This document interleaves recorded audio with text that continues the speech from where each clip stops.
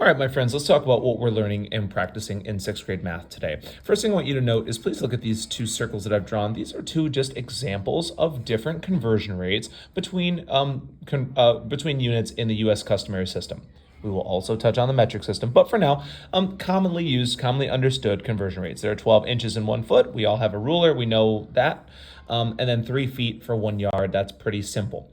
What I want to do today is talk about converting between them and using a strategy that will not only let you convert between ones that are a little bit easier and known like this, but between any known units of conversion.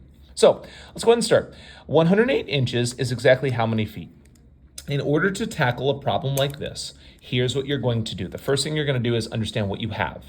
In this problem, the problem has given me 108 inches. I'm going to immediately put that on the outside of my work. 108 inches. I want to write this unit because I'm going to need to match it here in just a second. Now, I'm going to multiply that against a fraction. Now, when I multiply that against a fraction, I'm going to draw the fraction in a green box. I want you to be able to see it. This is the only thing you need to have memorized, this process right here.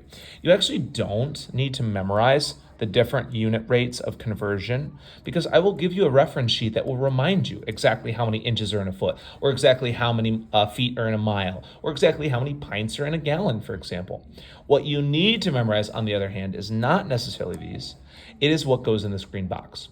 Watch this. You need to memorize that whatever the problem gives you, you put on the outside. In this case, it is inches. Here's what you need to memorize. Inches on the outside has to match with whatever is in the denominator of your fraction box. So if inches is on the outside, inches has to be on my denominator. This is a rule. Whatever unit is on the outside has to be on your denominator. You might remember in class, we talked about a have, want. What we're going to put instead on the numerator is what we want from the problem. The problem wants us to find how many feet this is. So we're going to put that unit on the top. Now you'll notice in this problem thus far, I have not put any numbers in this green box. That is because all I have to do is now remember or look at my reference sheet and pick out the exact known conversion rate between the two units I'm talking about. In this case, it's inches and feet. It is, of course, 12 inches and 1 foot. I'm going to pick this up and pop this into the green box. The challenge, though, is I need to make sure that the units actually match. Notice how I did the units first. That is on purpose because remember, the outside and the denominator have to match. So all I'm going to do is look at my unit rate. I know I need inches on the bottom. So what number was inches? Well, of course, it's 12. 12 has to go on the bottom because it's inches. Now I'm going to look at my same conversion rate.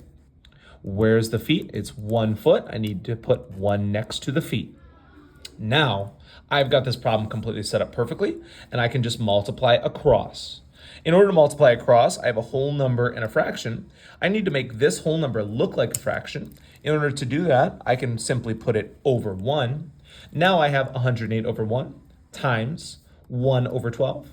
And because I'm multiplying fractions, I can just multiply top times top, bottom times bottom. Let's do that. Top times top, 108 108 times 1 is 108.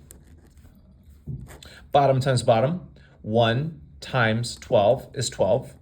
And hey, I've got a great fraction. Now, I'm not going to let you finish your answer here because this is an improper fraction. In order to tackle an improper fraction, here's what I need to do. I need to put the denominator on the outside of a division bar, the numerator on the inside of a division bar. And I hope that some of you can see this. 12 goes into 108 exactly 9 times.